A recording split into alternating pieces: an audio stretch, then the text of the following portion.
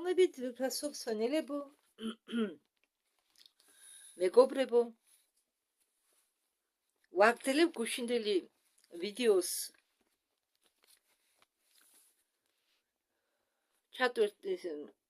ჩაწერას, რომელიც ეხება ცისარტყელას 1959 წელს უცებ ამ მოვლენის შემდეგ იყო დადებული ხელშეკრულება ანტარქტიდაზე. ეს არის ერთადერთი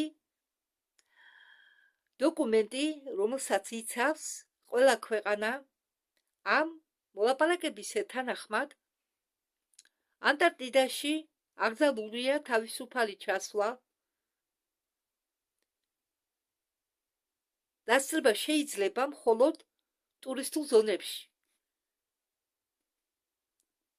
წამყვანი ამ ვიდეოს წამყვანი, საიდანაც მე ეს ვიდეო გადავთარგმნე, ამბობს, რომ ასეთი სიმკაცრე იმიტომ არისო, რომ ალბათ იქ არის განლაგებული გუმბათის ფეხები. შეიძლება, მაგრამ არა მხოლოდ არის ეს მიზეზი მხოლოდ კი არა, კიდევ სხვა მიზეზებიც არისო. 1962 წელს ამერიკა და საბჭოთა კავშირმა ჩაატარეს სერიები უცნაური ცდებისა, ცნობილი როგორც ოპერაცია ფიშბო, ანუ აკვარიუმი. ფიშბო ნიშნავს აკვარიუმს.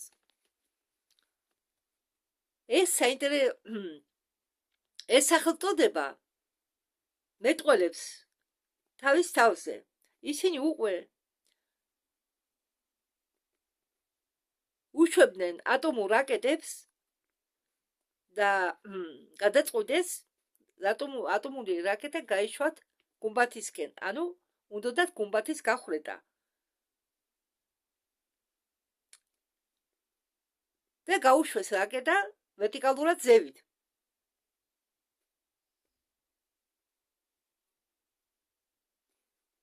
და აფეთქებდნენ, უშვებდნენ ამ რაკეტას ვერტიკალურად ზევით და აფეთქებდნენ სიმაღლეზე 100-დან 400 კილომეტრამდე. ოფიციალურად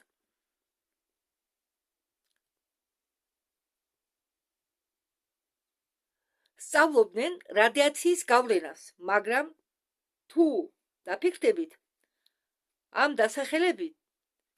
ამ დასახელებაზე თუ დაფიქრდებით, აკვარიუმი, სიტყვა აკვარიუმი დგება გასაგები, რომ ისინი ცდილობდნენ გაეხვიდათ მინის ჭერი, ანუ გუმბათი, ცდილობდნენ გაეხვიდათ გუმბათი. მაგ აფეთქების მოწმეები გავაის კუნძულებზე აღწერდნენ ცას როგორც გაბზარულ სარკეს. ერთ-ერთი აფეთქებების შემდეგ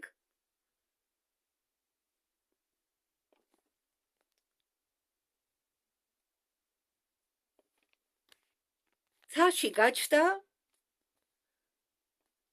ხელოვნური ჩრდილოვანი ნათება, რომელიც იყო რამდენიმე და ჰქონდა მტკიცე გეომეტრიული შემოხაზულობა რგოლებისა, ანუ ჩანდა რგოლები, ლინზების რგოლები ჩანდა, რომლისგანაც გუმბათია გაკეთებული. ეს იყო, როგორც ვთქვი, რგოლები, მაგრამ რგოლები ფრინველის ლინზისა.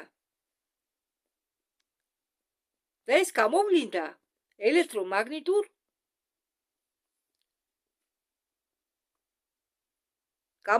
ისე, რომ ელექტრომაგნიტურ ველში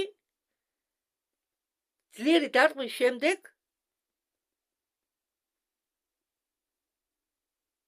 ეს ნათება გაჩნდა. ანუ დარტყმისაგან გუმბათი ხომ მაღალი ძაბვის ქვეშ იმყოფება და განათდა რგოლები. აი, უბრალოდ სიტყვით რო ვთქვა, ლინზა, ფრინველის ლინზები გამოჩნდა. მაგრამ გუმბათის გახვრეტა ვერ შეძლეს რაკეტებით. უბრალოდ აფეთქებდა რაკეტები და ამ აფეთქების კონსტრუქციაზე არ მიუყენებია ზიანი, მაინდამაინც დიდი ზიანი.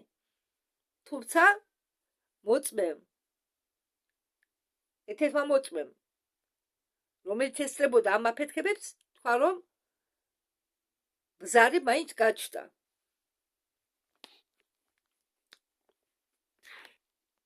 1960 წლიდან მეცნიერებმა დაიწყეს დაფიქსირება ოზონის ხვრელების.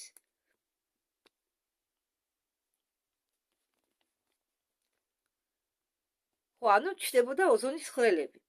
და მე პირველ ნაწილში ვთქვი მგონი ხო იქ რომ ოზონის ხვრელი ჩნდება იმ ადგილას, სადაც არის დაზიანება. ლინზას დაზიანება.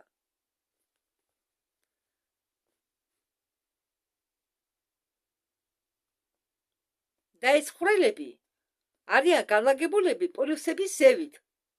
იქ, სადაც ტარდებოდა ყველაზე ინტენსიური ცდები. თუმცა არის ლინზა, მას უნდა კონდეს ფოკუსი. და ეს ფოკუსი არის განლაგებული ჩრდილო პოლუსზე.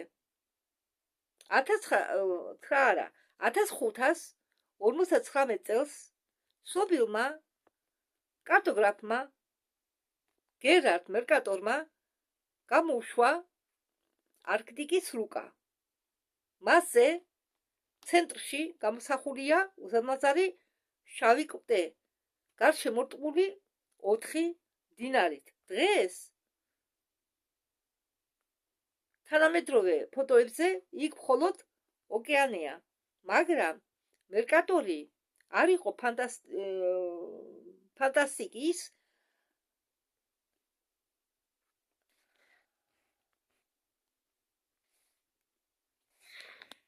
მერკატორი სარგებლობდა ძველი ტარტარიის და არაბული წყაროებით. ეს კლდე სამყაროს ცენტრში იყო მთავარი ოპტიკური სისტემის ელემენტი, მაგნიტური ღერძი, რომელზეც იყო დაყენებული მთელი ზეციური კონსტრუქცია. 2014 წელს მოყვარულებმა გაუშვეს რაკეტა მოუფასტის სახელწოდებით. დაამყარა ამ რაკეტამ რეკორდი სიმაღლეზე, რომელიც დაშვებულია კერძო პირებისთვის. ვიდეოზე არის კი ასეთი ვიდეო დენა ინტერნეტში. ვიდეოზე საბორტო კამერიდან ჩანს რაკეტა როგორ ჩქარა ბრუნდება. ხო, აფრენისას რაკეტა ბრუნდება თავისი ღერძის გარშემო და თან იწევს ზევით. მე ნანახი მაქვს ეს ვიდეო და უეცრად სიმაღლეზე 107 კილომეტრზე, 107 კილომეტრზე ის უცებ ჩერდება. ის თითქოს შედის ფსკელ კისელში და ეტყმება უხილავ ბარიერს. ამ მომენტში კამერა აფიქსირებს უცნაურ ბლიკებს, ლივლივებს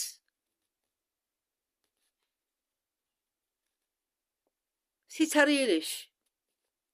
ანუ თითქოს არაფერი არ ჩანს, მაგრამ რაკეტაში რო შევიდა, შეეცადა ცოტათი მაინც შევიდა და კისელივით სივრცეში. მაგრამ რადგან ჩვენთვის ის უხილავი არ ჩანს აქედან, ხო? ლივლივი გამოჩნდა, თითქოს რომელიღაც ზედაპირს შეეხო. თითქოს სინათლე ირეკლება გამჭვირვალე ზედაპირიდან. რაკეტა არ აფეთქებულა, ის უბრალოდ გაშეშდა. შემდეგ კი დაიწყო ნელა დაშვება. ოფიციალურმა პირებმა იგნორირება გაუკეთეს ამ მომენტს. ეს დონე 117-დან 120 კილომეტრამდე მუდმივად შტება სხვადასხვა ანგარიშებში. მეტეორები, როდესაც შედიან ატმოსფეროში, იწვიან ამ სიმაღლეზე. ჩვენ გვეუბნებიან, რომ აქ არის მჭიდრო ფენები ჰაერისა, მაგრამ ამ სიმაღლეზე ჰაერი თითქმის არ არის. სამაგიეროდ იქ არის ლინზის პირველი ფენა, ფრენელის ლინზის პირველი ფენა, ანუ გუმბათის პირველი ლინზა მდებარეობს სიმაღლეზე სადღაც 117-120 კილომეტრი. როდესაც მეტეორი იშვება მასზე, უდიდესი სიჩქარით ხდება გახეხვა აირთან. ხდება გახეხვა აირთან კი არა. ამის სხვა მიდოდა ხო ის გამორჩა. ხდება გახეხვა აირთან კი არა, ჰაერთან. თითქოს ჩვენ გვასწავლიან, რომ მეტეორიტი რო შემოდის, ეხეხება ჰაერს, ხო? და იწვის, მაგრამ სინამდვილეში აირთან, ანუ აირთან, რომელიცგანაც შედგება ჰაერი, ხო აირების ნარევისგან შედგება. გახეხვა ჰაერთან კი არ ხდებაო, ანუ აირთან, არამედ გუმბათის სტრუქტურებზე. ამიტომ ჩვენ ვხედავთ ვარსკვლავების ჩამოვარდნას. ეს არ არის ქვები, რომლებიც იწვიან ჟანგბადში. არა. არამედ ეს არის ნაპერწკალი კოსმოსური ნაგვის შედარებისაგან ჩვენ დამცავ გარსთან. ანუ, როდესაც მეტეორიტი ეჯახება ჩვენ დამცავ გარს, იმასთან ხდება ხეხვა და იწვის. არსებობს კიდევ ერთი მატერიალური მტკიცებულება ზეციური მინის არსებობისა. ლიბიურ უდაბნოში პოულობენ ეგრეთ წოდებულ ლიბიურ მინას. სულთა ნაწილები მოყვეთალო გამჭვირვალე მასალისა. ისინი არიან გაფანტული 100 კილომეტრზე. მეცნიერები ამბობენ, რომ ეს არის სილა, რომელიც დადნა მეტეორიტის დარტყმისას 26 მილიონი წლის უკან. მაგრამ არის პრობლემა ამ ზონაში. მეტეორიტები არ არის, მეტეორიტული კრატერი არა, იქ არსად არა მეტეორიტი რომ დავარდება, ხო კრატერი რჩება, კრატერს ხომ ტოვებს დავარდნისგან ორმოს, ხო? მაგრამ მეტეორიტისგან ესე იგი დატოვებული კრატერები არსად არ არის ამ ტერიტორიაზე. არსად.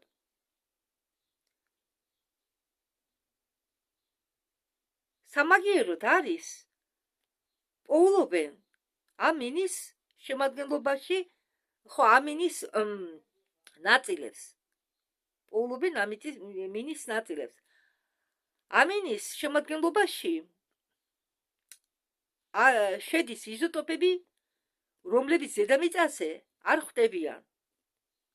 ანუ ბუნებრივი სახით, იმ ბუნებრივი სახით, რომელიც იყო ამ ნაწილებში. ტარტარიის მკვლევარები დარწმუნებულები არიან, რომ ეს არის გუმბათის ნაწილები, რომლებიც დაცვლდა ერთ-ერთი კატაკლიზმის დროს, როდესაც ლინზას ნაწილი იმტრევა, ის ვარდება ქვევით და იქცევიან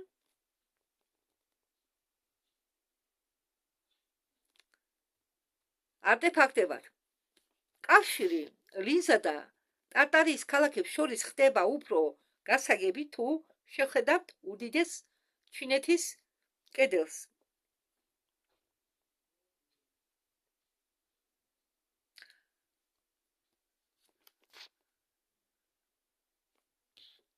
ამ ჩინეთის კედელს წინა ვიდეოებში მაქვს ნათქვამი დაწვრილებით, ამიტომ ამას არ ჩაუღმავდები, რომ დრო მეყოს მეხსიერებაში, ტელეფონის მეხსიერებაში. შეგიძლიათ იმ ვიდეოს მოусმინოთ ტარტარიაზე, რომელიც მაქვს დადებული. 2000 წელს Google Maps-ის მოხმარებლებმა აღმოაჩინეს წყნარი ოკეანის კედზე უცნაური ობიექტი, გიგანტური კედელი, რომელიც იჭიმება ჩრდილო პოლუსიდან სამხრეთ პოლუსისაკენ 80-იანი მერიდიანის განსწრებ. მისი სიგანე შეადგენს მიახლოებით 5 კილომეტრს. მეც მაქვს ეს კედელი ნანახი ოღონდ ვიდეოში, რადგან რო შევდივარ რუკებით განყოფილებაში აქ ტელეფონში, ის ხაზი არ ჩანს უკვე, წაშალეს. შეიძლება Yandex Mapsში ან Google Yandex არის სწორად როგორ არის, იქ ნახოთ.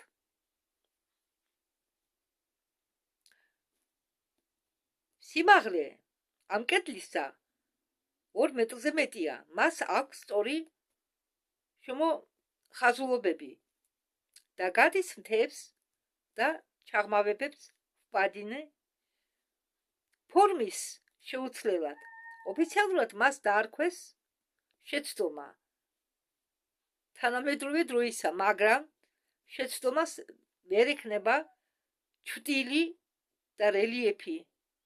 ეს არის რეალური ფიზიკური ნაგებობა, ეკვატორიული უღელტეხილი ან ნაჭერი ჩვენი სამყაროსი, რომელიც იჭერს 2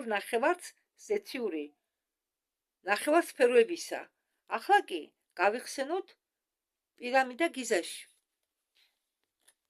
დღეს ის უბრალოდ ქვების გროვაა, მაგრამ ტარტარიის დროს ის იყო დაფარული ფილებით თეთრი კირისაგან. ხო. და დაშლიფული სიბზინვარემდე. კენწეროზე იდგა პირამიდიანი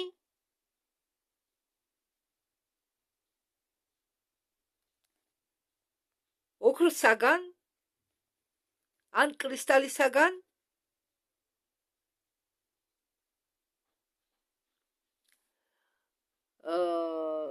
სახელი ქვია რაღაც უცნაური პირამიდიონი. მე პირამიდა წავიკითხე. ხო, ამ გიზას პირამიდის თავზე ტარტარიის დროს ამ ფილების გარდა კიდევ იდვა ფილებით კი იყო მოპირკეთებული, მაგრამ ამ კენწეროზე იდვა პირამიდიონი ქვა, რომელიც იყო დამზადებული ან ოქროსგან ან კრისტალისაგან. როდესაც პირამიდა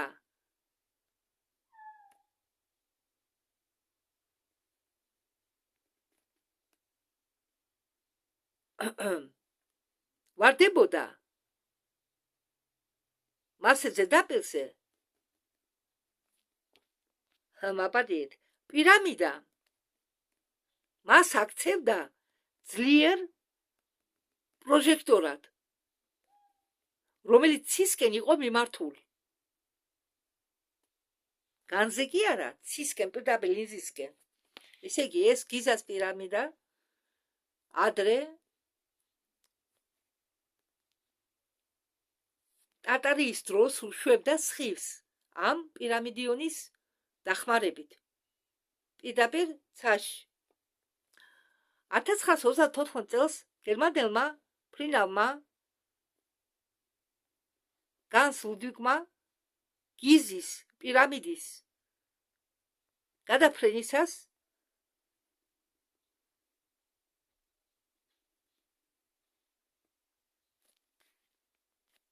კარგი დღე იყო, კარგი ამინდი იყო და ნახა ეს პირამიდიონი, რომელიც იდვა პირამიდა გიზის თავზე და მან შეატყობინა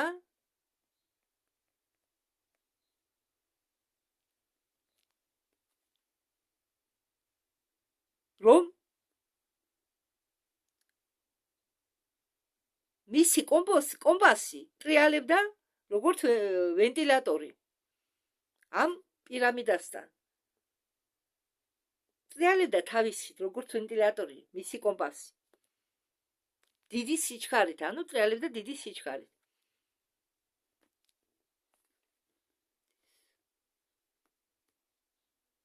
და პირამიდის კენტეროზე ამ ფრინავმა ნახა ცისარტყელის ფერების ნიმფი, რომელიც ეკიდა გაუნძრევლად. ქარის მიუხედავად და ეს ნიმფი იყო ეფექტი ფოკუსიროვკისა ლინზისა, ანუ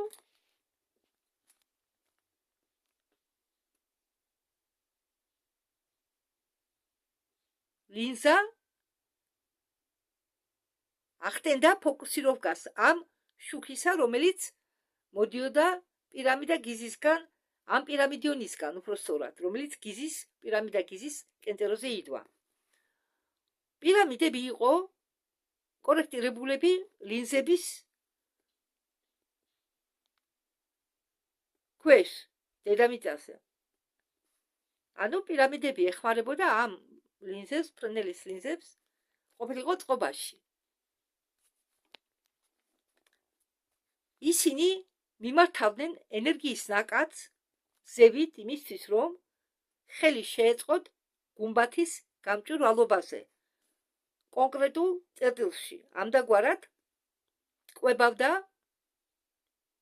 ლინზას. როდესაც ლინზა იწყებს დამუქებას, ჩვენ ვხედავთ ამას როგორც ატმოსფეროს დამტვერვას ან ღრუბლიანობას. იმ რეგიონებში, სადაც ეს კვება სისტემით იყო დანგრეული, მაგალითად ციმბირი. ციმბირი ტარტარის დროს იყო აყვავებული, გამტვანებული, მაგრამ როდესაც მოხდა კატასტროფა, ციმბირში ახლა კი იცით რა ამბავია. ყველაფერი მარადიული სიმყინვარია, ხო?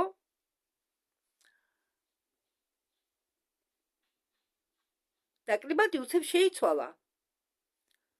იქ, სადაც ადრე ყვაოდა ატმები, რაც დაფიქსირებულია რუსი ელჩების მიერ ჩინეთიდან, ჩინეთში, ხო, რუსი ელჩები ჩავიდნენ ჩინეთში იმ დროს და თქვეს იქ, რომ ციმბირში ყვავის ატმები. და ახლა მუდმივი გაყიდვარებაა. გუმბათი ამ რეგიონში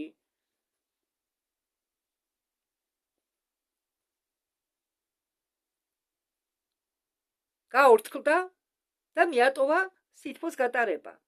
ანუ დამუხდა. და რადგან მიატოვა სითბოს გატარება, ჩამოვარდა სიცივე და მოყინა ყველაფერი. მაგრამ უცნაური რამ ხდება ჩვენ დროში. შეამჩნიეთ, რომ ზე გახდა სხვა. ადრე ის იყო რბილი და ყვითელი, ახლა კი თეთრია და კაშკაშა. კაშკაშად ანათებს. ბევრი აღნიშნავს, რომ ზე კი არ ათფობს, არამედ წვავს კანს. ახლა რადგან ზეზე ჩამოვარდა საუბარი, მე მინდა თქვენ გითხრათ. მე Facebook-ზე მაქვს დადებული ფოტოები. იქ მე ალბომები მაქვს. არ მახსოვს ზუსტად რომელ ალბომშია. მაქვს დადებული ფოტო. გადაუღე მზეს, რომელიც ბილაინის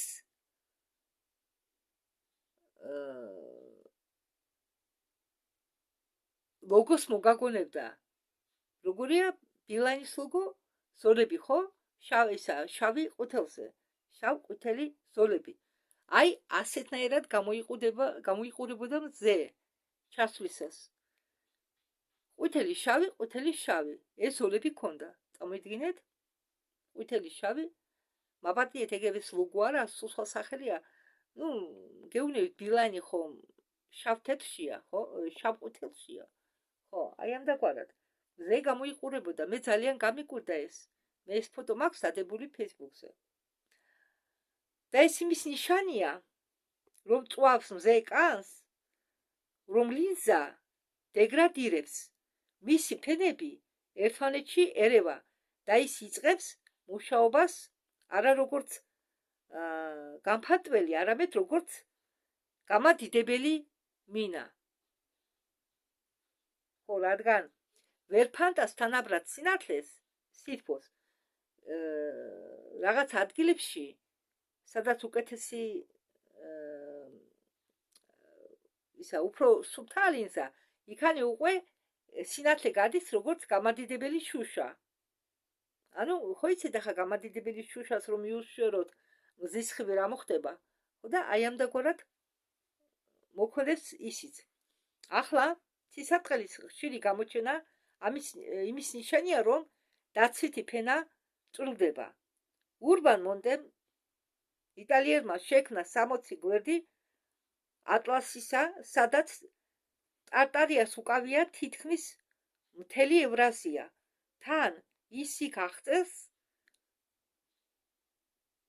ინსტრუქციას, წერს თუ როგორ უნდა გაუწიო ექსპლუატაცია გუმბათს. მის რუკაზე დახატულია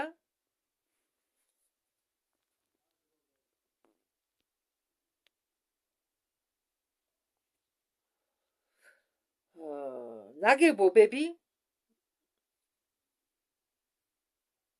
რაღაც ნაწილები,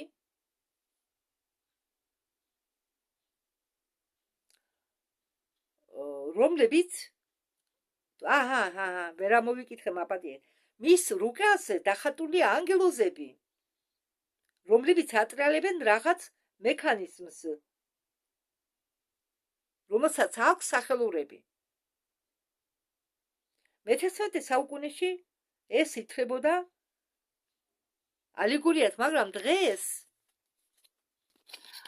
ჩვენ ვხედავთ ოპერატორებს, რომლებიც მართავენ ზეთიური ნათებების მდგომარეობას.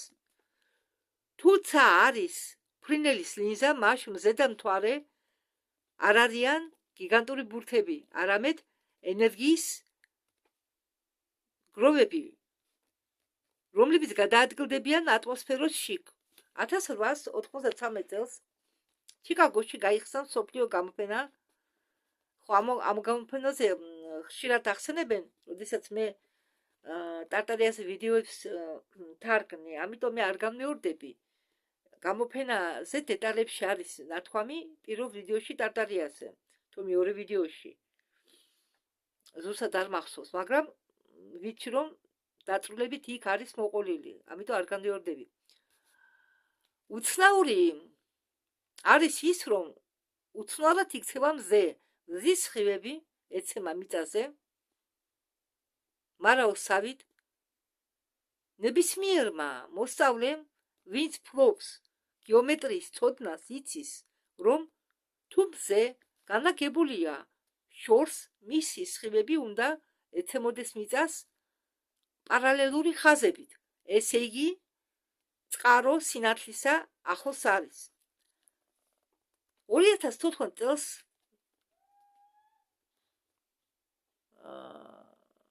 ჯგუფმა დამოუკიდებელი მკვლევარებისა დიდი ბრიტანეთიდან ჩაატარა ექსპერიმენტი ზუსტი ლაზერული თერმომეტრის გამოყენებით. ისინი ზომავდნენ ობიექტების ტემპერატურას სავსე მთვარის დროს.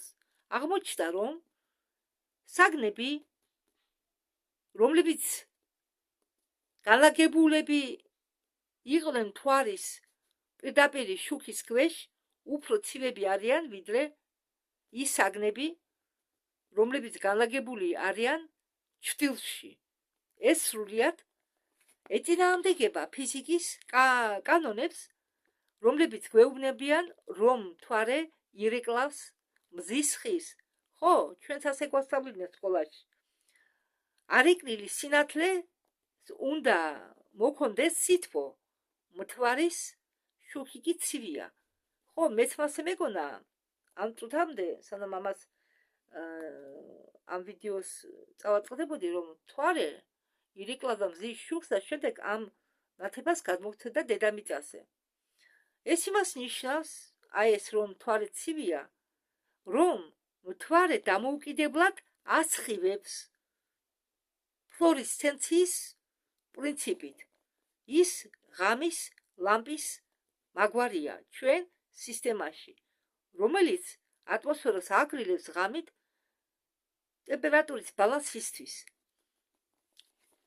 ტარტარიაში ამის შესახებ იცოდნენ და ქალაქებს აშენებდნენ მთვარის ციკლის გათვალისწინებით.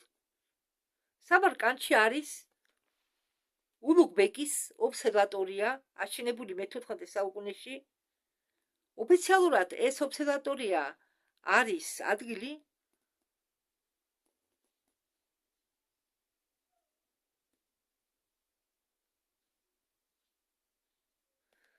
ვარსკვლავების სათვალთვალოდ, მაგრამ მისი მთავარი ხელსაწყო გიგანტური სიქტანტი, ხო ეს მე არ შემშლია ასეთი დასახელება ხელსაწყოსი. სიქტანტი, გიგანტური სიქტანტი არის ასეთი ხელსაწყო. რადიუსით 40 მეტრი, რომელიც მიდის მიწის სიღრმეში.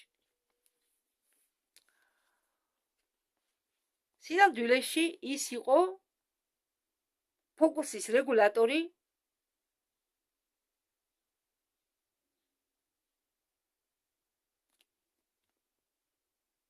ობსერვატორიაში, სარკების განლაგების შეცვლით ტარტარიის ინჟინრებს შეეძლოთ სიმჭიდროვის შეცვლა ზეთშიური ლინზისა. ანუ ლინზას არემონტებდნენ სარკების მეშვეობით. აი თურმე მე სულ მიკვირდა სინამდვილეში რა იყო ობსერვატორიების დანიშნულება. აი თურმე რა იყო ყველა ობსერვატორიების დანიშნულება, რაც კი არსებობს დედამიწაზე. საქართველოშიც კი არის. თუ არ ვცდები ორი ობსერვატორია, შეიძლება მეტი არ მახსოვს. აქ კიდევ ახალი ამბავი.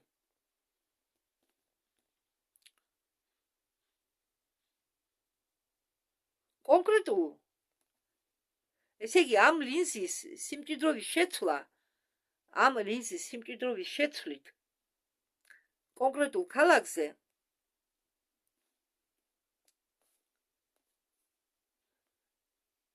შეეძლოთ მოქმედება ან ადგილზე. ანუ ამ მეთოდით ტარტარიაში შეეძლოთ გამოეწვიათ წვიმა ან გვალვა. და ეს მექანიზმი არის ხარპი. ხარპი მე მგონია ნათქვამი მაქვს, რომ ხარპი არ არის ახალი გამოგონილი. ეს არის ტარტარიის ნარჩენი ტექნოლოგია, რომელიც დარჩა ტარტარიისაგან. და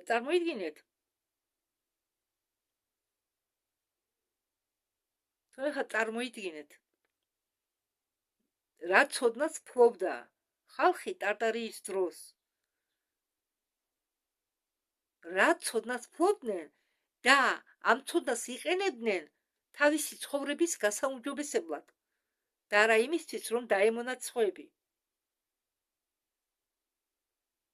და ხალხს ჩვენ ყველას წაგვართმეს ეს თავისუფლება, ეს ცოდნა უბრალოდ და თავისუფლება რასაკვირველია, იმიტომ რომ ამ ცოდნას მოქონდა თავისუფლება. როდესაც მე-19 საუკუნის შუაში ტარტარია დაეცა ახალმა მმართველებმა, ელიტამ დაიწყო ამ ცოდნების განადგურება და განადგურება დაიწყო გუმბათის რემონტის ეპოქით. ანუ ვითომ გუმბათს არ ემოტებდნენ სინამდვილეში კავშირს ანადგურებდნენ დედამიწის და ცის შორის. ვარსკვლავური ციხე-სიმაგრეები გადააკეთეს ციხებად.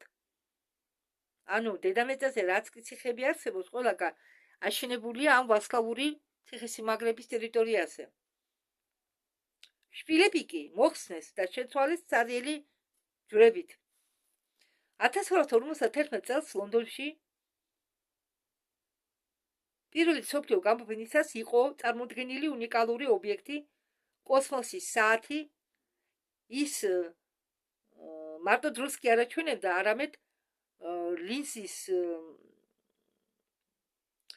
ყველა ფენების მდგომარეობას რეალურ დროში.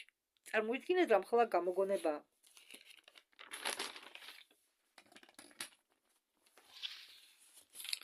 საათს ჰქონდა ინსტრუქციის წიგნი დაწერილი უთნაურ ენაზე, რომელიც მოგაგონებდა კირილიცას და სანსკრიტს ერთად აღებულს. ეს საათი უკვალოდ გაქრა მუზეუმიდან 1953 წელს, იმ დროს, როდესაც დაიწყო კოსმოსის აქტიური ათვისება. სიტყვა კოსმოსი ბერძნულიდან რომ გადათარგმნო ნიშნავს წესრიგს, წყობას. ეს სიცარიელი არ არის, არამედ რთული სტრუქტურა. ანუ კოსმოსი სიცარიელი კი არა, რთული სტრუქტურა არისო. პირველი კოსმონავტები, როგორც გაგარინი, თავის ანგარიშებში ხშირად ხმარობდნენ უცნაურ ფორმულირებებს სტენოგრამაში, როდესაც გადმოსცემდნენ რამე ინფორმაციას. გაგარინთან კავშირის დროს არის ნახსენები ფრაზა ცა ძალიან ბნელია, მიწა კი ლურჯი. ყველაფერი გამოიყურება როგორც ობიექტივი. როგორც ობიექტივში, რო ჩახედო ობიექტივში, მასე გამოიყურებაო ყველაფერი. მაგრამ გაგარინს არ უთქვამს, რომ ლამაზიაო. მან თქვა, რომ გამოიყურება დედამიწა, გამოიყურება როგორც ობიექტივში. არის პირდაპირ მითითება იმაზე, რომ ის ხედავს ლინზას კიდევს. ხო და ამიტომ ყველა ვიდეოები, რომლებსაც გადმოსცემენ ორბიტიდან, აქვს მომგრალებული ფორმა. თურმე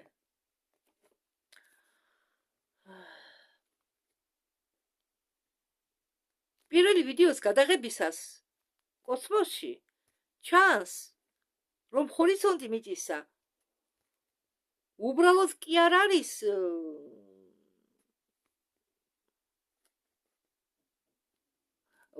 მაპატიეთ, რომ მიწის ჰორიზონტი უბრალოდ კი არ მგრალდება, არამედ მას აქვს უცნაური ცისარტყელის კანტი, რომ დახედავ კოსმოსიდან. ყველა ვიდეოს დაყვება კანტი ცისარტყელის სფერებში. ანუ უბრალოდ დანგრეული კი არ არის მიწა, არამედ კანტი დაყვებაო კიდევ ცისარტყელის. ეს არის ქრომატიული ოპერაცია სეციური სვეტის კიდეზე, მაგრამ ჩვენ რატომ არ შეგვიძლია უბრალოდ მივფრინდეთ გუმბათამდე და შევეხოთ მას ხელით. იმიტომ რომ ის დაცულია ელექტრომაგნიტური ბარიერით. თანამედროვე რაკეტები არ მიფრინავენ პირდაპირ ზევით. რამდენიმე წუთში რაკეტა გვერდზე წვება და დუგათი მიდის ჰორიზონტის მიღმა. ჩვენ გვეუბნებიან, რომ ეს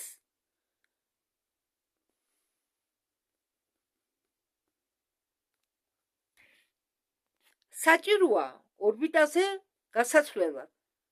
სინამდვილეში კი რაკეტები გვერდს არიდებენ გუმბათის ცენტრალურ ნაწილს, სადაც სიმჭიდროვე მაქსიმალურია.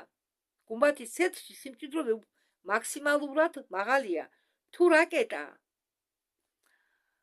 შეიჯახება ლინზას პირდაპირ კუთხით, ის გადაიქცევა მტვრად, როგორც ეს დაემართა ჩელენჯერს 1986 წელს. ოფიციალურად მოხდა ბაკის ამ ჩელენჯერის ბაკის აფეთქება, მაგრამ კადრებზე ჩანს, რომ აპარატი როგორც ენაცხება უხილავ სიბრტყეს. 2008 წელს ნორვეგიის საზზე 1000 ადამიანი თვალყურს ადევნებდნენ გიგანტურ ცისფერ სპირალს. ის ტრიალებდა რამდენიმე წუთის განმავლობაში, შემდეგ კი გაქრა შავ ხვრელში. ოფიციალურად ეს იყო უიღბლო გაშვება რუსეთის რაკეტისა ბულავასი, სახელწოდებით ბულავა, მაგრამ ბულავა ეს არის რკინის მილი საწვავით. მას არ შეუძლია შექმნას იდეალური გეომეტრიული სპირალი ზომით რამდენიმე კილომეტრი. ეს იყო მომენტი ფრენელის ლინზის კალიბროვკისა. ძლიერი მიწიერი გამოსხივების საშუალებით. ალბათ ხარპის სისტემა აკეთებდა ამას. ხო, აბა სხვა რა ტექნოლოგია არსებობსო. მეც მაგას ვფიქრობ. ანუ ხარპის სისტემა ეტყობა წმინდა და კალიბროვკას უკეთებდა ლინზას და ეს სპირალი გაჩნდა. ისინი, ვინც მოვიდნენ ტარტარიის მმართველების შემდეგ, მაგათმა ისწავლეს ძველი ტექნოლოგიის ნარჩენებით სარგებლობა, მაგრამ აკეთებენ ამას უხეშად და იწვევენ სისტემაში არეულობას. ერთ-ერთი მასეთი არეულობა იყო ვერცხლისფერი ღრუბლები. ისინი ყველაზე მაღალი ღრუბლებია ატმოსფეროში. ისინი წყინავდნენ ღამით სიმაღლეზე 80 კილომეტრი. უცნაური ის არის, რომ პირველად ის შენიშნეს 1885 წელს უცბ ვულკანი კრაკატაუს ამოფრქვევის შემდეგ და უცნაური ამოფრქვევების სერიის შემდეგ ციმბირში. აქამდე ეს ღრუბელი არავის აღუწერია, მაგრამ სინამდვილეში ეს ღრუბელი ხომ იყო, უცებ ხომ არ გაჩნდებოდა. კვლევარები თვლიან, რომ ვერცხლისფერი ღრუბლები არის ყინულოვანი ტვერი, რომელიც მიეწება გუმბათის შიდა ზედაპირს, იმისთვის, რომ დაემალათ ეს დეფექტი, იყო გააქტიურებული პროგრამა ქიმიური ტრასებისა. ბოლო დროს ცა ნაკლებად არის იდეალურად სუფთა. ნათელ ამიტშიც კი ის დაფარულია მოთეთრო დანისლებით.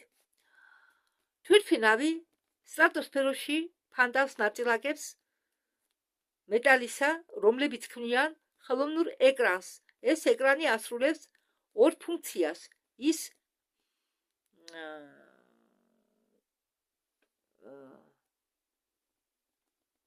იცავს ულტრაფიისფერი გამოსხივებისგან დედამიწას და მალავს გუმბათის სტრუქტურასო, მაგრამ წამყვანმა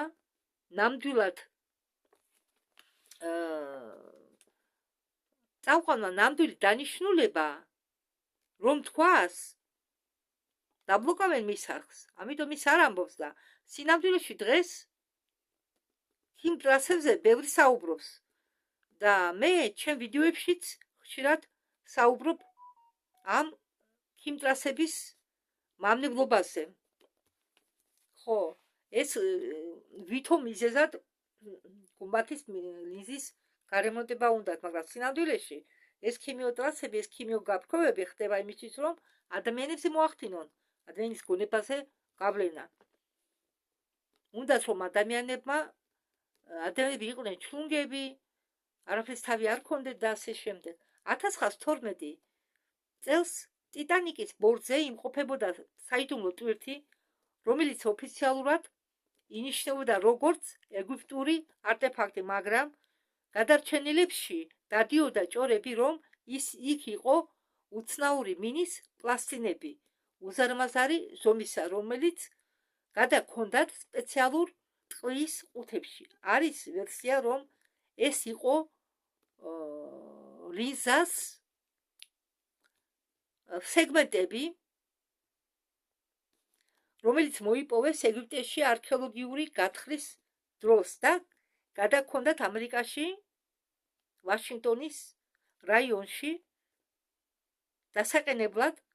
ტიტანიკის დაღუპვა შეიძლება შემთხვევითობა არ იყო. ამბობენ, რომ კი, მე მომიცემია ვიდეო ტიტანიკზე, სადაც ხსნიდნენ თუ რა მიზეზით შეიძლებოდა დაღუპულიყო ტიტანიკი. ხო, თითქოსა ტიტანიკი აისბერგის წვერმა გახვედა, მაგრამ დადის ვარაუდები, რომ სინამდვილეში ტიტანიკი იყო ჩადერული შეგნებულად. რომ იყო დივერსია, მისგან მიმართული იმაზე, რომ არ მიეცათ ელიტა კი არსებობდა, მაგრამ იგენიც ხომ ერთმანეთში კამათობდნენ, სპორობდნენ და არ უნდათ ელიტის ერთ ნაწილისთვის, ერთი ჯგუფისთვის მიეცათ საშუალება მიიღოთ კონტროლი ლინზაზე. ანუ ეს კონტროლი უნდა ყოფილიყო მხოლოდ ერთის ხელში.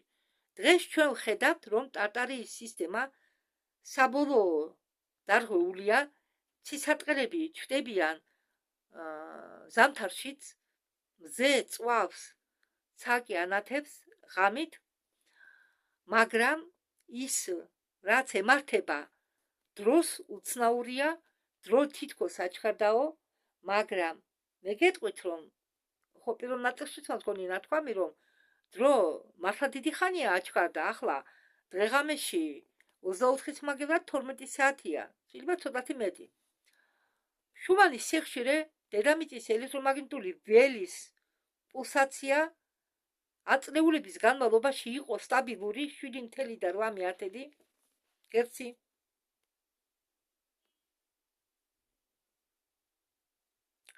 მაგრამ ბოლო წლებში მან დაიწყო ხტომა. ზოგჯერ 30-ია, ზოგჯერ 50-ია, ზოგჯერ 100 გერცამდე ადის. მაგრამ მე გეტყვით, რომ ამან არ უნდა შეგაშინოთ. შუმანის ეს სიხშირე რომ იწევა, ეს არის კარგი. დედამიწისაც და ჩვენთვისაც.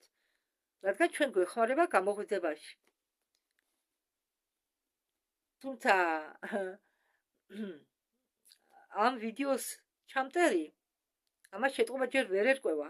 არა და მე ეს ყველაფერი ეს ამას ჩვენ გვაწოდებენ ინსაიდერები, როგორც პერესი, როგორც ბევრი სხვა და მე თქვენ ყოველთვის გითარგმნით მათ ვიდეოებს. ამიტომ ამაზე ნუ შეგეშინდებათ. ჩვენ ვართ აკვარიუმის შიგ.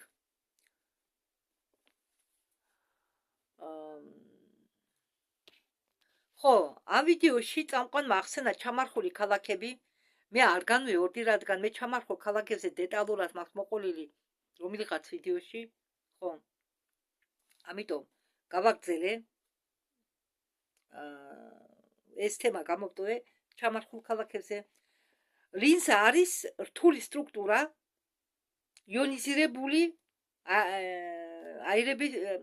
აირებისაგან შემდგარი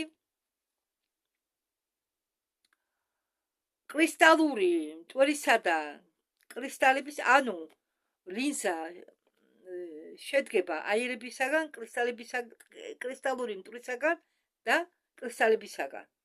ამას წარმოადგენს ლინზა. და ეს ყველაფერი გამჭვირვალეა. ხომ ხედავთ? ჩვენ ხედავთ ლინზას? არა, აქედან ვერ ვნახავთ ლინზას. და როდესაც ტარტარიის სისტემა იყო შეტეული, ანუ თავდასხმები რომ მოხდა ტარტარიის სისტემაზე, ან რაღაც მიზეზებით რომ გამოვიდა წყობიდან ტარტარიის სისტემა, ნაწილი ამ ზეციური კონსტრუქციისა ბუკვალურად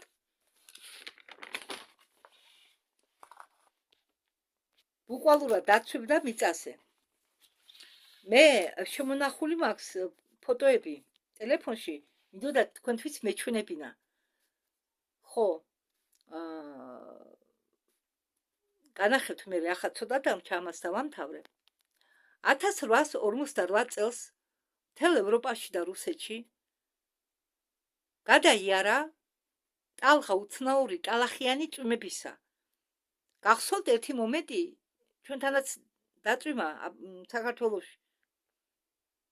ბერს ფეხი დაუსწელდა და მოტეხილობა მიიღეს.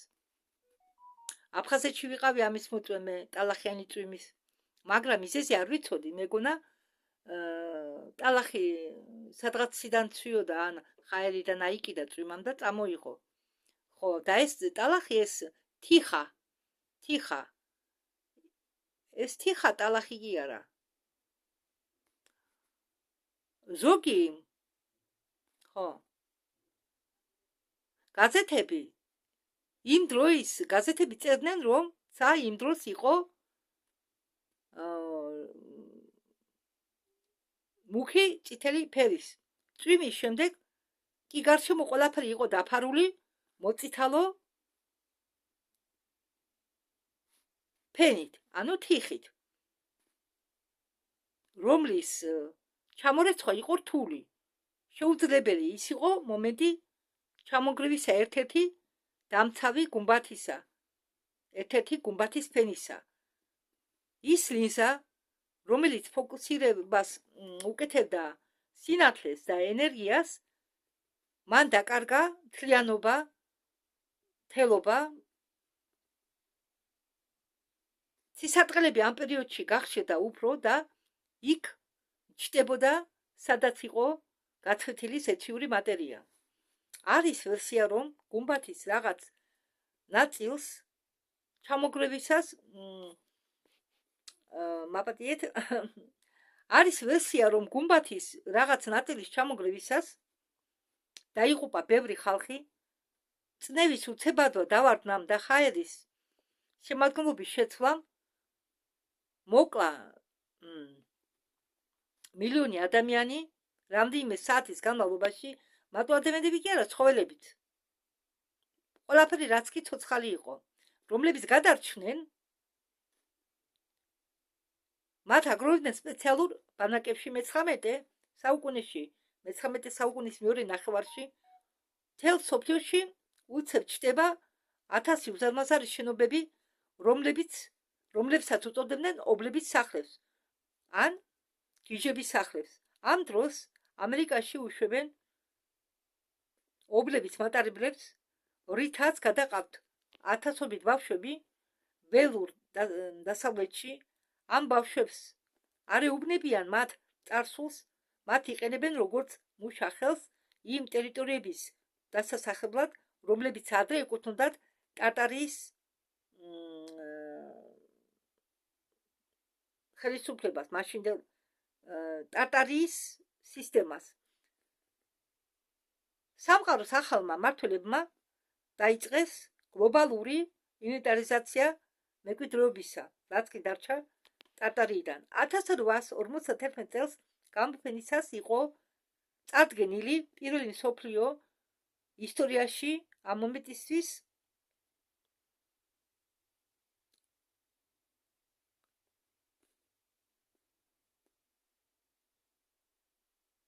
იყო წარდგენილი ახალი წელთა ღრითვა, რომელიც იყო ძალიან განსხვავებული ძველისაგან.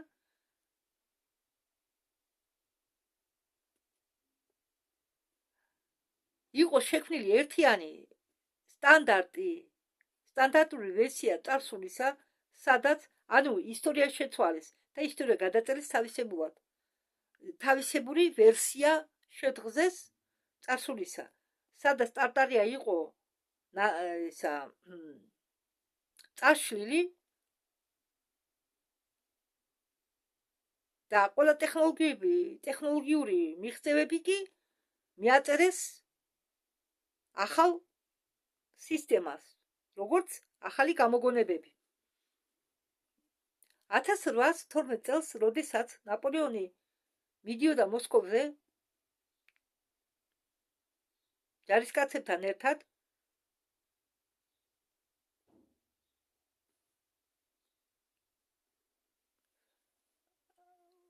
ხო, ერთ-ერთი ჯარისკაცი აწარმოებდა დღიურს, ამ ნაპოლეონის ჯარისკაცს. და ის დღიურში წერს,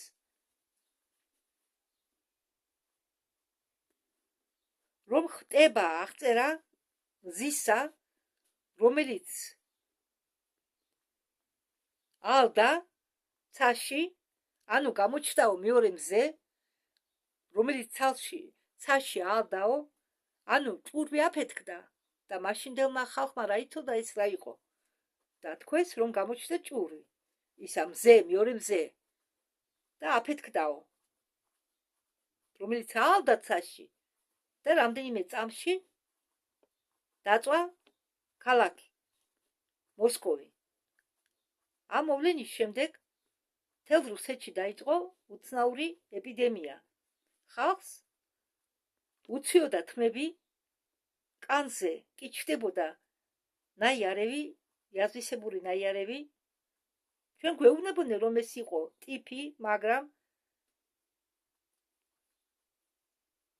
სიმპტომები საეჭვოდ გავს სხიურ დაავადებას. ჩანს, რომ ომი 1812 წელს იყო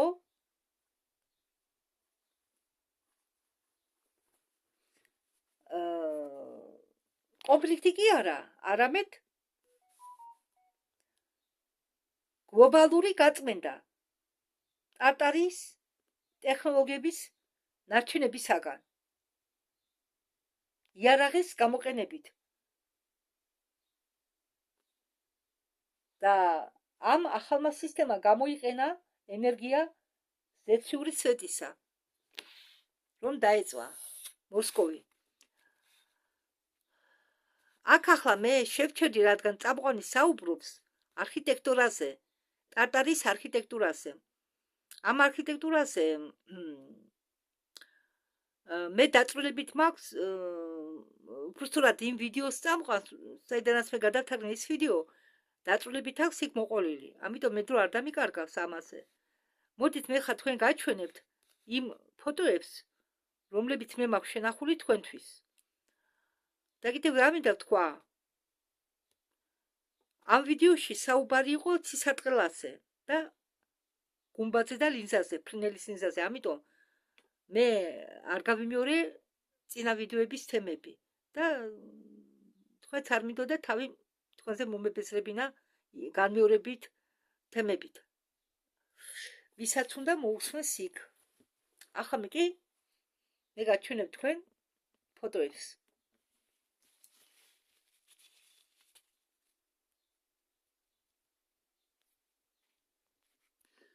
ნახეთ, ეს არის ნარიყალა. შეხედეთ? ნახეთ, როგორ გავსებულია, თითქოს მიწით, მაგრამ ეს ყველაფერი არის თიხა. ეს იმის ნიშანია, მე სულ ფიქრობდი, მასეთ ძველ ციხესიმაგრეებს ხო ვათვალიერებ ახლა ინტერნეტის საშუალებით მაქვს საშუალება შევისწავლო ეს საკითხი. და შეხედეთ, ეს ეგრეთ წოდებული მიწა, რომლით გავსებულია ყველა ნანგრევები, კოშკების მთელი მსოფლიოს მასშტაბით, ეს არის თიხა. ის შეიძლება ეს ნარიყალა ხო სიმაღლეზეა და შეიძლება ტარტარიის განადგურების მომენტში, როდესაც ლინზა დაინგრა, ნაწილი ლინზისა რომ ჩამოინგრა, იმად გამოიწვია ეს ნანგრევები ამდაღარი ციხესიმაგრეებისა. ხო, აი ეს ურუშეთი, ქაჯის ციხე, აქაც დააკვირდით, აქაც შევსებულია ესენი და გვერდით ნანგრევები ყრია ციხესიმაგრის. აგერ კიდევ ქაჯის ციხე, ახლა მას მე გავადიდე. ნახეთ, ნანგრევები. გავსებულია აგერ მიწით. აქაც. ეს არის ის რუკა. სანამ მოხდებოდა კატასტროფა ტარტარიის, სანამ ტარტარიას განადგურებდნენ, არსებობდა ეს 4 კუნძული. ეს 4 კუნძული. აქ თამერუ, ეს ახლა ეს კუნძულები ჩაძირულია და დარჩა ამ კუნძულის ერთი ნაწილი, რომელიც დღეობით ჩვენამდე მოვიდა როგორც გრენლანდია. გრენლანდია არის ამ კუნძულების ნაწილის ნარჩენი. ხო. და ახლა რუკა იმასაც განახებთ ეტოს მანამ. ხო, ახლა რუკას, რომელსაც მე თქვენ განახებთ, შედგენილია 1625 წელს, მოიცადეთ? არა, 1626 წელს. აქ ამ ტარტარიის ნაწილი არის საქართველოს. ნახეთ, საქართველოს ტერიტორია უпростоროდ. საქართველოს ტერიტორია ეს აგერ ახლა მე მას ვიზამ. გავწევ, ნახეთ, შეხედეთ? ამას ვეძებდი მე კარგა ხანი. ეს მთლიანობაში ეს შეადგენს ტარტარიის სისტემას. აქამდე უყურე? სანამდე ამისული. ნახეთ, საზღვრები არა, აქ არის ერთი დიდი საზღვარი, მთლიანი. აქ გამოყოფილი არა საქართველოს ტერიტორია. ეს მთლიანად არის ტარტარიის სისტემა. ახლა მეორე რუკასაც გაჩვენებთ. ეს არის 1680 ვხედავ კარგად 84 წლის რუკა. და ამას დავაკვირდეთ ახლა ნახეთ. აქ უყვე მაშინდელი დროის კოლხეთის სამეფო ჩანს. აქ მეტი სხვა რა წარწერა, კოლხი დაწერია. კოლხის აქა ლათინურად, ნახეთ? თუ რა ენაზე არ ვიცი, ეს არის და შეხედეთ. ეს რუსეთის ახლანდელი რუსეთის ტერიტორია ტარტარია. მაშინდელი ტარტარია, ნახეთ? ყვითლად ეს ყველაფერი შემოხაზულია და მაშინ არ არსებობდა აზიელები. ახლა რომ ჩვენ აზიელებს ვუძახეთ, სინამდვილეში აზია კი არა, ასია ერქვა მაშინდელ ტარტარიას, ასია. ეს არის დღევანდელი ირანის ტერიტორია, ეს პერსია. აგერ არაბია აწერია. ხო, ეს ყველაფერი იყო ადრე უკვე აქ გამოყოფილთა დახატული. მიცადეთ, განახებთ ახლა. შეხედეთ. ახლა სხვა რუკებსაც განახებთ. ეს არის მერკატორის რუკა.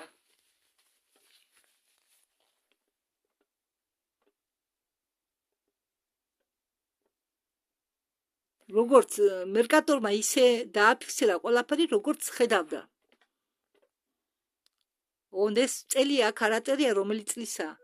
მერკატორი როდესაც იყო, ცოცხალი. ნახეთ, შეხედეთ, ეს ყველაფერი, ეს არის ტარტარია. ტარტარია, ერთი სისტემა. ნახეთ, ტარტარია ჩინური ტარტარია, რუსული ტარტარია, ციმბირი, ტარტარია, აქ ინდოეთია, ტიბეტია.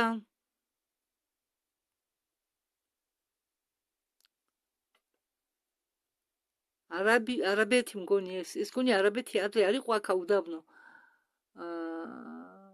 აქ ნახოთ ახლა შავი ზღვა და კასპიის ზღვა. შავი ზღვა და კასპიის ზღვა. შეხედეთ? შეხედეთ? აქენა გადმოდის საზღვრების გარეშე ტერიტორია. ნაწილი ხო, შეერთებული ნახეთ, არაბიამდე მოდის, ასა ჩამოდის. ეს. ხო, ევროპა იყო იმ დროს, უკვე ცალკე. ევროპა იყო ცალკე, არსებობდა. ეს შეგიძლიათ თქვენც მოიძებნიოთ და შეისწავლოთ დამოკიდებლად.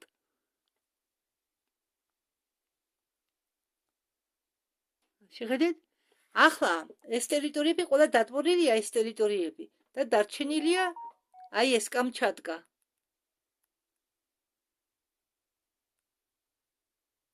დატბორილია. წავგიდნიათ, ციმბირი ყვაოდა ადრე.